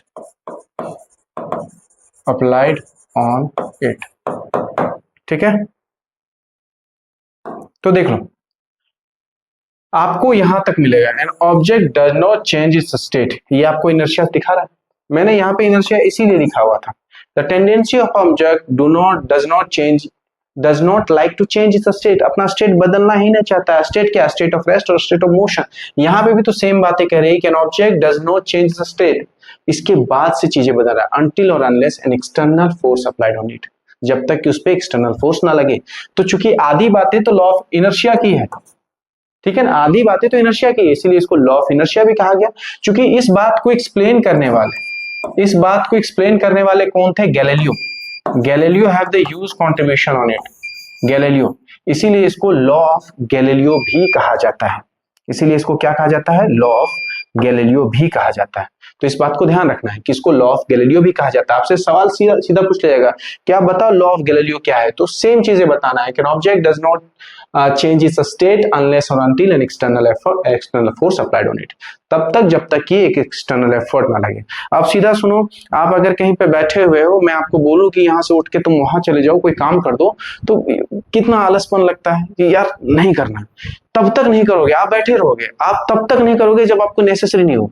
अब मैं बोलूं कि कल आपका बोर्ड का एग्जाम है, मैं आपको अभी बोलूं ना कि पढ़ो बच्चे, पढ़ लो, आपके एग्जामिनेशन के लिए इंपॉर्टेंट, आप नहीं पढ़ना चाहोगे, लेकिन जैसे ही आपको लगेगा कि नहीं मेरा कल एग्जाम, तो जस्ट अपने आप बुक्स खुल जाता है। एक्सटर्नल एफर्ट के फॉर्म में क्या? एक्सटर्नल एफर्ट के फॉर्म में आपका एग्जाम है, वो एग्जाम आपको इतना पुश करता है कि आप किताबें खोल के पढ़ जाते हो। तो इस तरीके की चीजें, अगर मैं इसके एग्जाम्पल्स में दिखाऊं ना कि इसके एग्जाम्पल्स में क्या होंगे, तो आप चीजें वैसे ले लो, जैसे कपड़े कुछ लेते हो, है ना, क्लोथ्स, वेट क्लोथ्स, है ना, वेट क्लोथ्स है, भींगा कपड़ा है, और भींगे कपड़े में पानी होता है, और उस पानी को जब हम जोर से झटके से मारते हैं, ठीक है, तो देखो वो वाटर के ड्रॉपलेट्स जब कपड़े के साथ होते हैं तो उसका पार्ट होता है। अब जैसे ही आप झटके के साथ मारते हो, वो जो क्लोथ है वो नीचे की तरफ जाता है, और वो वाटर के ड्रॉपलेट्स जो है जिस कंडीशन में है उसी कंडीशन में रहना चाहते हैं, वो अपने स्टेट में बदलाव नहीं करना चाहते हैं। तो वाटर के ड्रॉपलेट्स जहां है वहीं पे है, कपड़े नीचे चले गए, वो कपड़ा जो है वो नीचे चला गया, तो वाटर के ड्रॉपलेट्स क्योंकि हल्के होते हैं फिर धीरे धीरे करके ऊपर हो जाते हैं, ठीक है, और वो आपके फर्स्ट लॉ ऑफ मोशंस के अंदर आता है। तो एक वेट क्लोथ्स को ड्राई करना है, वेट क्लोथ्स को ड्राई करने के दौरान। दूसरा आप एग्जाम्पल इसमें समझ सकते हो कि बहुत साधारण सा एग्जाम्पल है, हम भारत के लोग कोई ऐसा नहीं जानता होगा जो खटिया नहीं जानता होगा। खटिया तो सब कोई सुना होगा, है ना, जो रस्सी के बनाए जाते हैं आपके। तो आप उसमें बहुत सारा डस्ट वगैरह होता है, तो हम लोग क्या करते हैं ना, गांव के लोग जनरली उसको उठा के हम लोग आंगन में ले आते हैं जहाँ पे धूप पड़ती है। धूप पड़ने के बाद क्या होता है ना कि उसमें बहुत सारे खटमल होते हैं, तो खटमल वगैरह भी धूप से इधर उधर भागने लगते हैं, गर्मी लगता है उनको। तो हम डंटे लाते हैं बड़े से और फिर ना उस खटिया के रस्सी को पीटना चालू करते हैं, तो बहुत धूल उड़ता है, क्योंकि बहुत दिन से उसको साफ नहीं किया गया, तो बहुत धूल उड़ता है। क्या होता है ना, तो रस्सी पे जैसे ही हम हीट करते हैं, वो रस्सी फोर्स की वजह से नीचे की तरफ जाता है। जैसे ही हम एक्सटर्नल फोर्स लगाए, वो रस्सी कहाँ चली गई, नीचे चले गई। मगर वो डस्ट पार्टिकल जहां थे वो वहीं रहना चाहते थे, वो अपने स्टेट में बदलाव नहीं करना चाहते थे।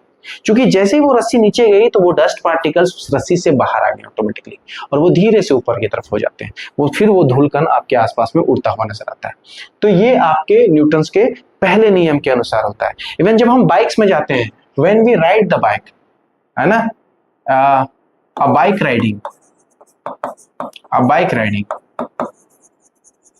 है ना, तो जो पीछे बैठता है, एक बाइक राइडिंग में जब कोई पीछे बैठता है, तो जब अचानक से ब्रेक मारते हो वो आपकी तरफ आ जाता है, या अचानक से एक्सीलरेटर लेते हो वो पीछे की तरफ चला जाता है। ये सब क्यों होता है? क्योंकि ये न्यूटन्स के पहले नियम के अनुसार होता है।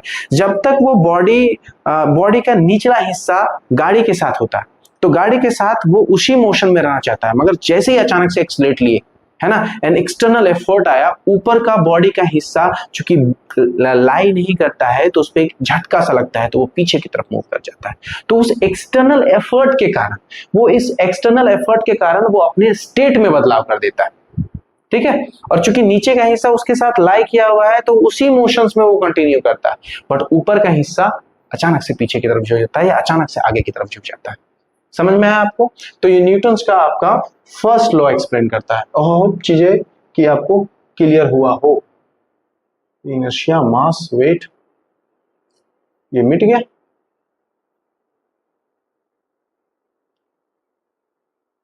ये चला गया भाई।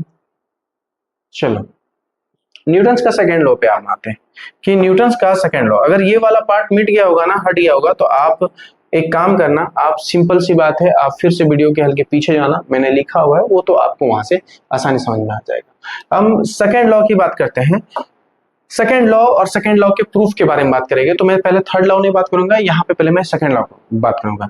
तो सेकेंड लॉ कहता है हमको कि the rate of change of momentum, the rate of change of momentum, the rate of change of momentum is directly proportional to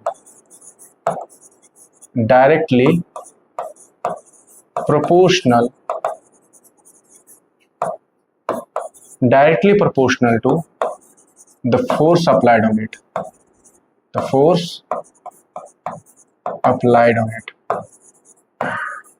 ठीक है, ये बात कही गई। चेंज ऑफ मोमेंटम ये शायद एक टॉपिक को और डिस्कस करना चाहिए था, देन हम अगर मोमेंटम पे आते तो वो ज्यादा कन्वीनियंट साउंड करता। कन्वीनियंट साउंड इस बेसिस पे मैं आपको ये छोटा सा पार्ट डिस्कस कर देता हूं, वो है मोमेंटम, कि मोमेंटम एक्चुअल में है क्या, है ना। यहां से मैं मोमेंटम समझा देता हूं कि मोमेंटम हमको बताता है कि मोमेंटम को हम डिनोट करते हैं पी से। सीधी सी बात है, मोमेंटम को पी से डिनोट करते हैं। P is equal to M V होता है, ये होता है मोमेंटम। तो है क्या, तो मैं यहाँ पे फिर से लिख दूं बड़े आसानी से, product of mass and velocity, ठीक है। अगर मास और वेलोसिटी का प्रोडक्ट जो है वो हमारा क्या कहलाता है, मोमेंटम कहलाता है। अगर मैं इसके एसआई यूनिट के बारे में बात करूं, द एसआई यूनिट क्या हो जाएगा, तो एसआई यूनिट आपका हो जाएगा, क्या हो जाएगा, मास का हो जाएगा केजी और वेलोसिटी का हो जाएगा मीटर पर सेकेंड। तो आप इसका एसआई यूनिट यहाँ पे लिख सकते हो केजी मीटर पर सेकेंड, ठीक है। आपको जानना होगा कि it is a vector quantity, ये एक तरह का वेक्टर क्वांटिटी है, ठीक है। तो ये एक क्या है, एक वेक्टर क्वांटिटी है। अब यहां से हम समझते हैं चीजों को और आसान तरीके से। एक्चुअली मोमेंटम जो है आपका, एक्चुअली जो हम मोमेंटम की बात करते हैं तो मोमेंटम हमेशा मास और वेलोसिटी के प्रोडक्ट को दिखाता है। मास तो आपको पता है कि ये कांस्टेंट टर्म है। क्या है ये मास? क्या है? कांस्टेंट टर्म है। आप जो चीजें बदल सकते हो वो वेलोसिटी में बदलाव होता है। तो आप जान लो, सीधी सी बात है, कोई भी बाइक या कोई भी व्हीकल्स में तीन चीजें बताता हूं आपको। एक बाइक है, ठीक है, एक बाइक है, एक बाईसाइकिल है, एक बाईसाइकिल है और एक कार है। ठीक है, एक कार है। अगर बाइक का मास तो आपको पता ही है, इसका भी मास वही रहने वाला है, इसका भी मास जो है अपना वही रहने वाला है। वेलोसिटी भी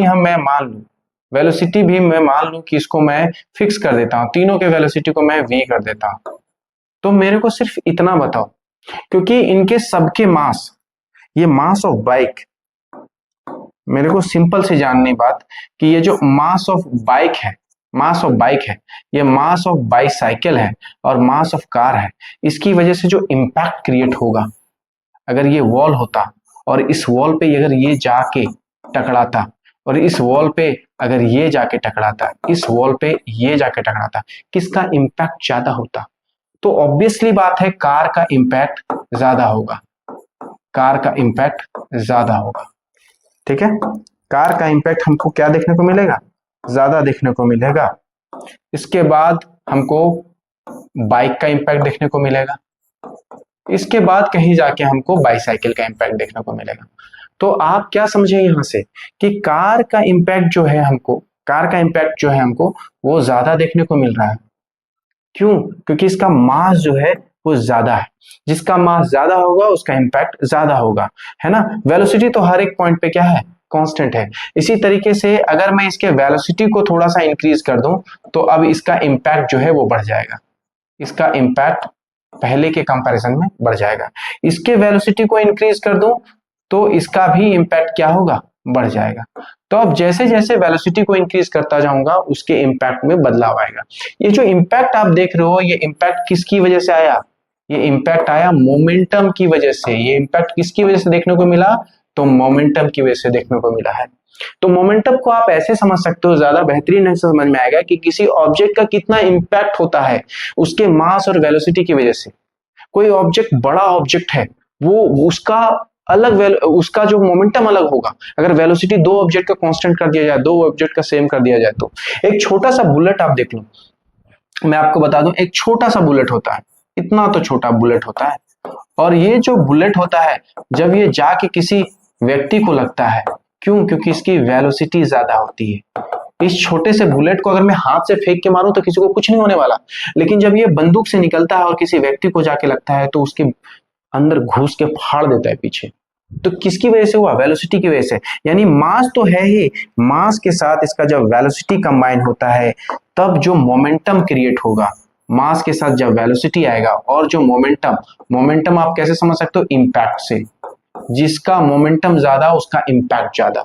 आप क्रिकेट में सुनते होंगे कि विराट कोहली के आने के बाद मोमेंटम बैट्समैन की तरफ शिफ्ट हो गया, बैटिंग साइड पे शिफ्ट हो गया, यानी कि वो इतना बॉल को मारा, वेलोसिटी इतना रनों की तेज कर दी, रनों की वेलोसिटी इतनी बढ़ा दी, व्यक्ति वही है, रनों की वेलोसिटी इतनी बढ़ा दी कि मोमेंटम बदल गया, है ना।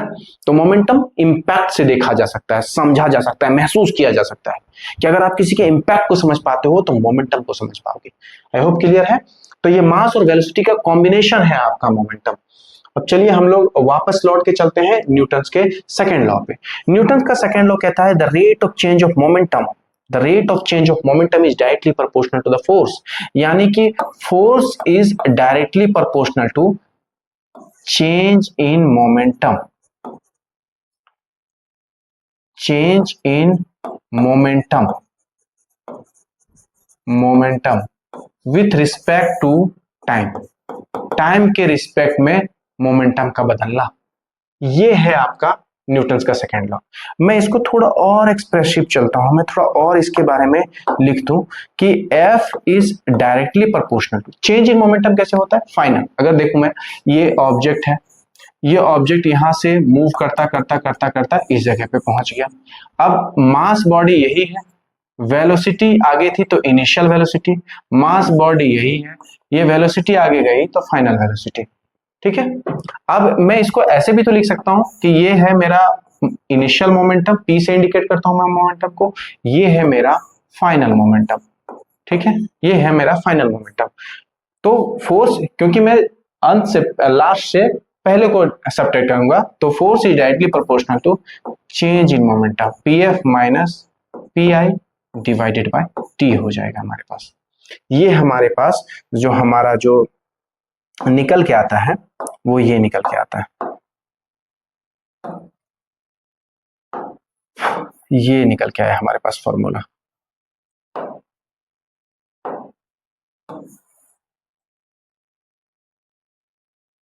ठीक है, ये हमारे पास फॉर्मूला निकल के आया। अब मैं इसको थोड़ा और एक्सप्लेन कर देता हूं, वो ज्यादा कन्वीनियंट होगा।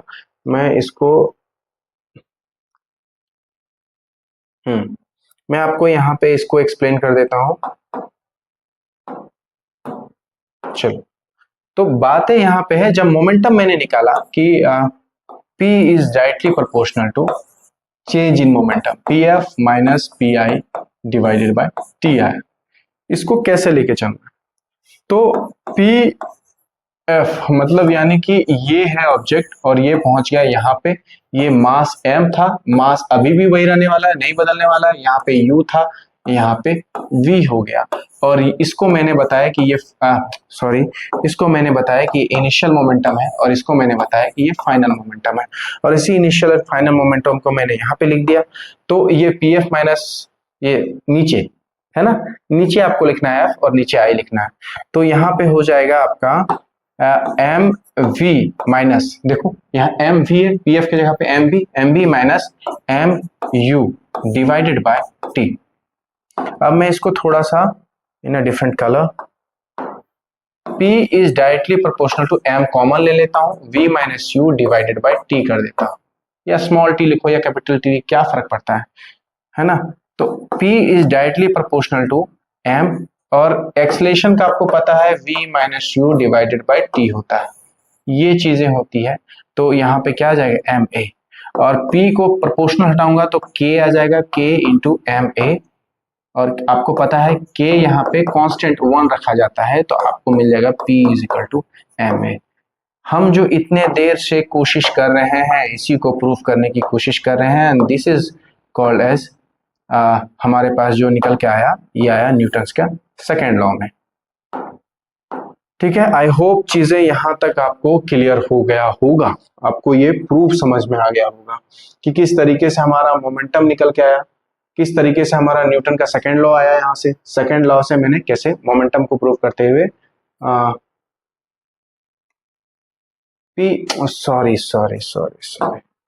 पी कैसे होगा, ये पी हर जगह पे मैंने लिख दिया है, ये पी एक्चुअली नहीं होगा, मैं देख रहा हूँ पी नहीं होगा, ये एफ था, आप पीछे देखोगे तो ये एफ था, ये पी एक्चुअली नहीं था। मैंने अभी जैसे पीछे देखा मेरे को रियलाइजेशन हुआ कि मैंने थोड़ा मिस्टेक्स कर दिया। Change in momentum with respect to time force था हमारा, यहाँ पे मैं दिखा दूं आपको ये वाले पार्ट पे, the rate of change of momentum is directly proportional to the force applied on, force is directly proportional to change in momentum with respect to time, F is directly proportional to ये। तो मैंने वहां पे लिखने में थोड़ी सी mistakes कर दी थी, उसका ये खामियाजा हुआ था, पी लिख दिया था, F is directly proportional to P F T, M common ले लिया, v minus you divided by t, m into a, k constant हो जाएगा 1, F is equal to M M. तो ये आपका पूरा एक्सप्लेनेशन है, F is equal to M A आपका प्रूव होता है न्यूटन के सेकेंड लॉ से। ठीक है, अब हम यहाँ पे न्यूटन का सेकेंड लॉ हमारा खत्म होता है, अब हम चलेंगे न्यूटन के थर्ड लॉ के बारे में। हम यहाँ पे थर्ड लॉ के बारे में समझेंगे कि थर्ड लॉ एक्चुअली है क्या। थर्ड लॉ सबसे आसान है, सबको आसान लगता है, क्यों? क्योंकि ये कहता है every action have equal and opposite reaction।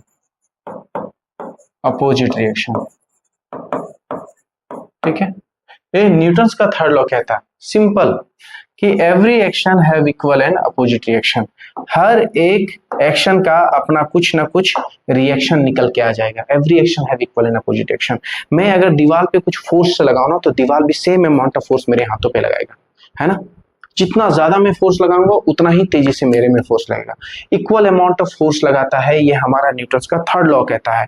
आपको आपके एनसीईआरटी में सवाल है कि एक इस तरीके का शिप है ना, एक शिप है इस तरीके का। आप शिप कहाँ पे है, तो पानी में है इस तरीके से। एक बंदा जो इस शिप पे है, वो इस शिप पे है, वो कुछ कूदता हुआ एक बड़ा सा यहाँ पे स्टेज है, वो यहाँ से जंप करके यहाँ पे आ रहा है, ठीक है।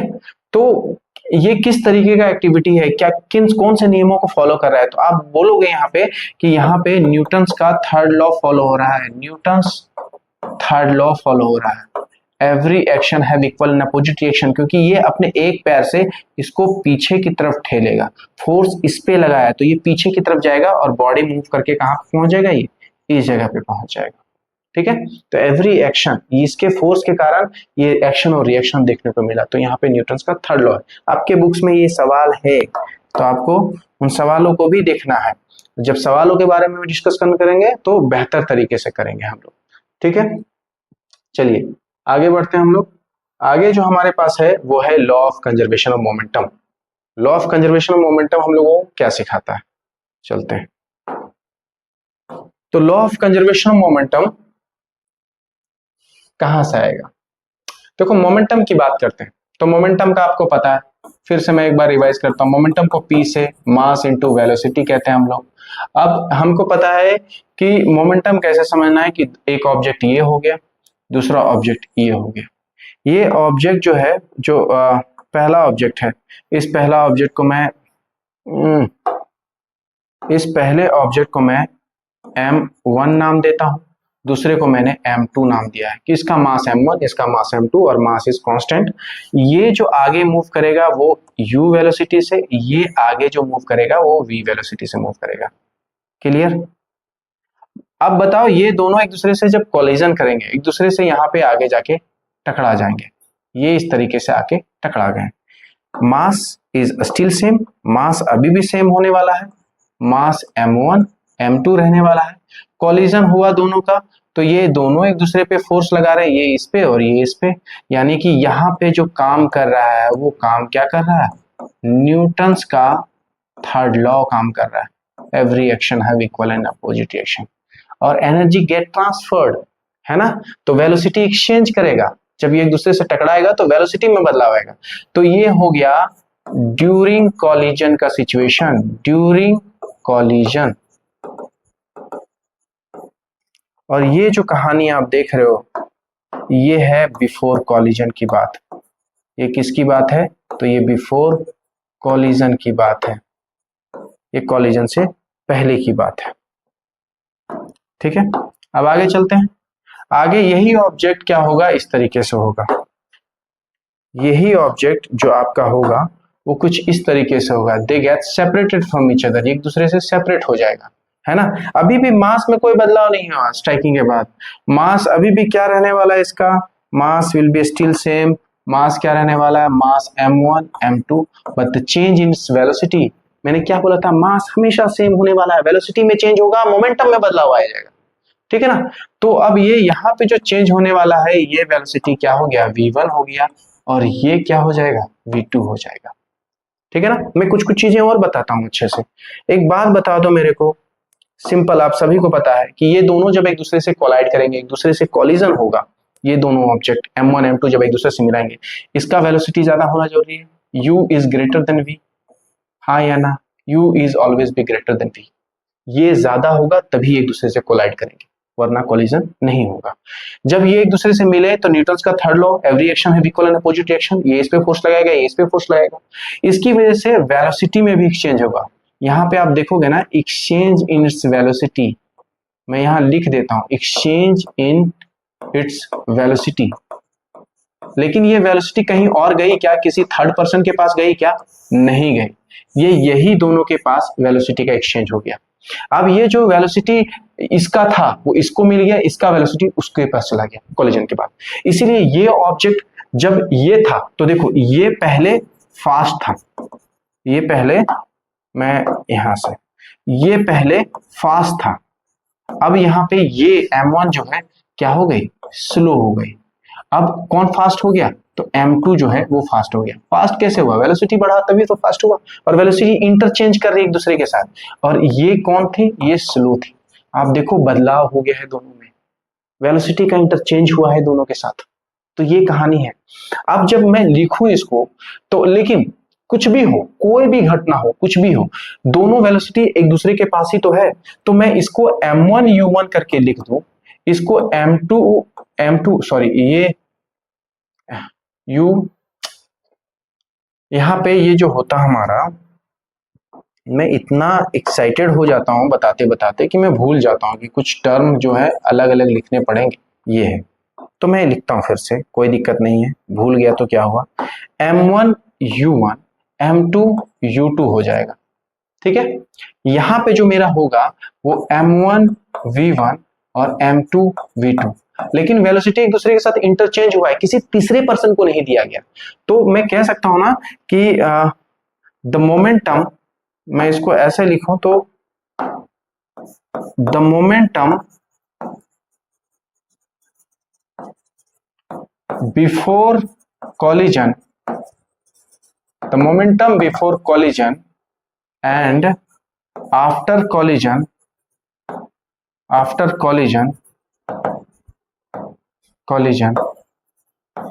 remains same या कांस्टेंट। ये कॉलिजन से पहले मोमेंटम और कॉलिजन के बाद मोमेंटम क्या होने वाला है, सेम रहने वाला है। यही है law of conservation momentum. Momentum में कोई बदलाव नहीं आएगा, कॉलिजन से पहले, ये बिफोर कॉलिजन, और ये जो आपका इंडिकेशन है आफ्टर कॉलिजन, ये किसी में कोई बदलाव नहीं होने वाला है, मोमेंटम सेम रहने वाला है। तो आप देख लो, ये मैं अगर लिख दूं कि M1 U1 plus M2 U2 is equal to M1 V1 plus M2 V2, ठीक है। द टोटल मोमेंटम, यहाँ एक टर्म मेंशन करो बच्चा, टोटल लिखने के दौरान कुछ कुछ चीजों का, the total momentum before collision and after collision remains same. तो ये मेरे पास इसका एक आ जाता है, ये जो चीजें हैं ये आ गया हमारे पास, ये आपको ध्यान रखना है। ये चीजें मैंने आपको समझा दी कि शुरू से समझते हैं, दो ऑब्जेक्ट, दोनों के मास M1 M2, वेलोसिटी U1 और U2 से जा रहा है, दोनों एक दूसरे से कोलाइड कर रहा है। कोलाइड करने के बाद इसके पास वेलोसिटी 1 वेलोसिटी 2 आ गया। ठीक है, मैंने क्या देखा, कॉलिजन से पहले U1 ज्यादा होना चाहिए। आप देखो कॉलिजन से पहले कुछ चीजें और बदलने की जरूरत है, कुछ चीजें U1 ज्यादा है, किससे, U2 से ज्यादा है ना। U1 किससे ज्यादा है, तो U2 से ज्यादा है। तो आप देख लो U1 is greater than U2, ये पार्ट है हमारा। U1 ग्रेटर है तभी स्ट्राइक किया, इसको स्ट्राइक किया तो कॉलिजन हुआ, कॉलिजन हुआ तो न्यूटन का थर्ड लॉ लगा, एक दूसरे के साथ वेलोसिटी एक्सचेंज हुआ, तो exchange in velocity during collision, exchange in velocity, तो इसका वेलोसिटी इस पे, इसका वेलोसिटी इस पे, इसलिए स्लो हो गया, ये फास्ट हो गया, तो M1 V1 M2 V2 हो गया। तो अब क्या है कि यही दोनों के पास, यही दोनों ऑब्जेक्ट के पास सारा कुछ है, इसी दोनों ऑब्जेक्ट के पास सारा कुछ है।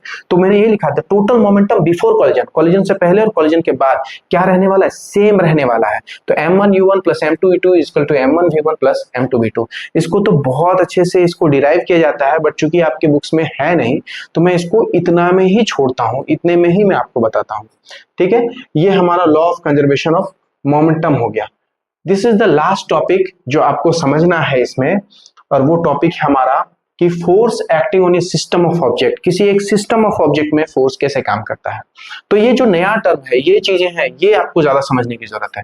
तो देखो मैं यहाँ पे बना देता हूँ, पहले बहुत ही स्पेसिफिकली मैं आपको कुछ चीजें मैं क्लियर करता हूँ। ये देखो एक ब्लॉक है, ये दूसरा ब्लॉक है, ठीक है, ये दूसरा ब्लॉक है, ठीक है। इन दोनों ब्लॉक्स को एक रस्सी से बांधा गया, एक रस्सी से कनेक्ट किया गया, ठीक है। चलो अब आगे की कहानी मैं पेन से करता हूं। तो ये ब्लॉक्स पे फोर्स मैं लगा रहा हूं, ये ब्लॉक्स पे फोर्स लग रहा है F, क्या लगा, फोर्स F लगा। अब ये इसको खींच के लेता चला जा रहा है, ठीक है। और इस पे जो फोर्स लग रहा है, ये ब्लॉक, इस ब्लॉक को मैं नाम देता हूं कि ये ब्लॉक्स मेरा M1 है और ये ब्लॉक्स मेरा M2 है। ये ब्लॉक्स क्या है, M1 M2। अब इस पे जो फोर्स लग रहा है M2, इस पे एक फोर्स लग रहा है, अपनी तरफ खींच रहा है। ये इसको क्या कर रहा है कि अपनी तरफ खींच रहा है। M2 है, M2 M1 को अपनी तरफ खींच रहा है। तो जो स्ट्रिंग से फोर्स लगे, जो धागे से फोर्स लगे, रस्सी से फोर्स लगे, उसको टेंशन कहते हैं। तो ये T2 फोर्स लगा रहा है, ठीक है। अब ये जो हमारा M1 है, M1 भी M2 को खींच रहा है। तो किस फोर्स से खींच रहा है, तो ये T1 फोर्स से खींच रहा है, ठीक है। तो M1 जब फोर्स लगा रहा है तो T1 फोर्स लगा रहा है M2 पे, T2 जो फोर्स लगा रहा है M2 पे, सॉरी M2 जब फोर्स लगा रहा है M1 पे, तो T2 फोर्स लगा रहा है। क्लियर है सबका नाम क्लियर है। M2 T2 फोर्स लगा रहा है किस पे, M1 पे। M1 T1 फोर्स लगा रहा है किस पे, तो अब यहां से जो हम चीजें निकालेंगे कि बॉडी एक्सलेट कैसे कर रही है ना। तो बॉडी एक्सलेट कैसे कर रही है, तो मैं अगर ये ऑब्जेक्ट ब्लॉक, इसको मैं नाम दे दूं कुछ, तो नाम से इसको मैं ए ब्लॉक नाम देता हूं, ए, इसको नाम देता हूं बी। तो मैं इसको ऐसे लिखूं कि ब्लॉक ए है ना। ब्लॉक ए का एक्सप्लेनेशन क्या है, तो ब्लॉक्स ए में आप देखो, तो ब्लॉक्स ए में आपको समझ में आएगा कि इसका जो मास है वो मास क्या है, मास है M1। और जो इस पे जो ये फोर्स लगा रहा है दूसरे पे, अब फोर्स जो इसकी बात कर रहा हूं, तो फोर्स है मेरा T1। अब मैं बात करता हूं कि एक्सेलरेशन क्या होगा इसका, ये A क्या होगा। तो जब इसके A की बात करेंगे हम, एक्सेलरेशन की बात करेंगे हम इसकी, तो एक्सेलरेशन मेरा क्या हो जाएगा, हमको पता है F = ma होता है और A = F/m होता है। यानी फोर्स एंड मास, यहाँ फोर्स कौन है, T1, और मास क्या है, M1। तो इंडिविजुअल का निकालूंगा तो T1/m1 निकल जाएगा। अगर मैं इसी चीज पे बात करूं कि ब्लॉक बी की बात करता हूं, तो ब्लॉक बी की बात करूंगा जब मैं, तो आप देखो ब्लॉक बी की बात करूंगा, तो इस पे जो फोर्स लग रहा है M2 पे क्या फोर्स लग रहा है, तो इस पे मास की बात करूं तो मास आपको पता है ये मास है M2। अगर मैं फोर्स की बात करूंगा कि इस पे फोर्स क्या क्या लग रहा है, तो फोर्स लग रहा है इस डायरेक्शन में, इस डायरेक्शन में क्या लग रहा है, F लग रहा है। और इस अपोजिट डायरेक्शन में इस पे क्या कैसा लग रहा है, तो ये जो M2 पे जो फोर्स लग रहा है वो T1 फोर्स लग रहा है, क्योंकि M1 M2 पे फोर्स क्या लग रहा है, T1 लग रहा है, T1। और T1 क्या है, अपोजिट डायरेक्शन में। T1 देखो आप इधर लग रहा है अपोजिट डायरेक्शन में, तो अपोजिट डायरेक्शन में तो F - T1 हो जाएगा। तो आपके पास फोर्स ये निकल गया। अब जब आपसे पूछा जाएगा, जब आपसे बोला जाएगा कि इसका एक्सेलरेशन बताओ, कि इसका एक्सेलरेशन क्या होता है, एक्सेलरेशन जब भी पूछा जाएगा तो आपको पता है कि F/m, F क्या हो जाएगा, F - T1/m2। अगर individually block A block B का निकालना है तो मेरे पास एक्सेलरेशन T1/m1 निकल जाएगा, इसका एक्सेलरेशन F - T1/m2 निकल जाएगा, ये निकल गया। अगर मैं कंबाइंडली निकालूं, जो कि आपको पूछा जाता है कि क्या हो जाता है ना, कंबाइंडली जब आपसे पूछा जाएगा कि टोटल एक्सेलरेशन की बात करूं या ओवरऑल एक्सेलरेशन की बात करूं, है ना, तो एक्सेलरेशन सिर्फ पूछा जाए कि एक्सेलरेशन बता दो, ओवरऑल एक्सेलरेशन की बात करता हूं कि ओवरऑल एक्सेलरेशन क्या होता है। तो जब ओवरऑल एक्सेलरेशन की बात करूंगा तो आप समझ लो कि ये T1 और T2 जो दोनों एक दूसरे पे फोर्स लगा रहे हैं, ये M1 M2 ब्लॉक एक दूसरे पे फोर्स लगा रहा है, तो ये यहाँ पे न्यूटन का थर्ड लॉ लगेगा। जैसे ये थर्ड लॉ लगेगा, ये जितना T2 जितना फोर्स लगा रहा है उतना फोर्स T1 लगा रहा है, तो this force will be cancel out, ये फोर्स कैंसिल आउट हो जाएगा, है ना। तो यानी आपके बुक्स में जो मेंशन है वो है क्या, कि internal force becomes 0, cancel out हो गया because of the Newton's third law. अब जो बच गया आपके पास, ये बच गया, तो ओवरऑल एक्सेलरेशन क्या है, एक्सेलरेशन का फॉर्मूला F/m होगा। फोर्स ये यही फोर्स बच गया, इस फोर्स को मैं ऊपर लिख दूं, और नीचे क्या है, मास है, मास क्या M1 M2 है, तो मैं इसको M1 + M2 लिख देता हूं, ठीक है। ये आपका ओवरऑल थ्योरी क्वेश्चंस हो गया, यही आपको फाइंड आउट करना है, यही आपका नया टॉपिक है।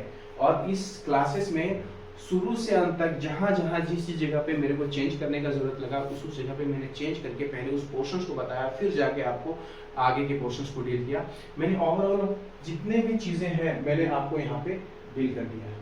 मैंने आपको शुरू में जितनी चीज़ें बताई थी, है ना, कि फोर्स क्या होता है, मैंने फोर्स आपको डील किया, उसके टाइप्स बताए, उसके यूनिट्स बताए, बैलेंस फोर्स, अनबैलेंस फोर्स, उनके प्रॉपर्टीज समझाए मैंने आपको, न्यूटन्स के लॉ, जिसमें first law, second law, third law बताया आपको, लॉ ऑफ गैलीलियो किसको कहा जाता है, लॉ ऑफ इनर्शिया किसको कहा जाता है, मैंने इनर्शिया आपको समझाया, मैंने आपको मास को समझाया, मैंने आपको वेट को समझाया, मैंने आपको मोमेंटम समझाया, मैंने law of conservation of momentum समझाया, मैंने यूनिट ऑफ मोमेंटम समझाया, और लास्ट जो हमारा टॉपिक था force acting on the system of object, मैंने वो समझाया।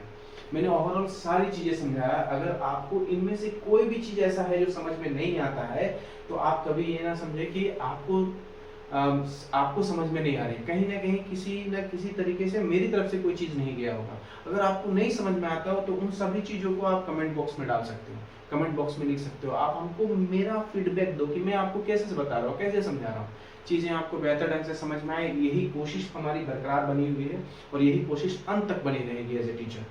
तो मैं आपको ये बताया, कल मैं इसके बिलोंगिंग जितने भी सवाल है ना वहाँ वो बताऊंगा, और ऐसी बात नहीं कि जब मैं वहाँ बताऊंगा तो मैंने ये थ्योरी पोर्शंस को डिस्कस नहीं करना है, ये थ्योरी पोर्शंस को भी आपको हल्का हल्का डिस्कस करते जाना है। तो अगर आप ये वीडियो देख लोगे कंप्लीटली तो आपको चीजें बेहतर ढंग से समझ में आने लगेगी। तो मिलते हैं अगले क्लास में, see you then, bye bye, good night.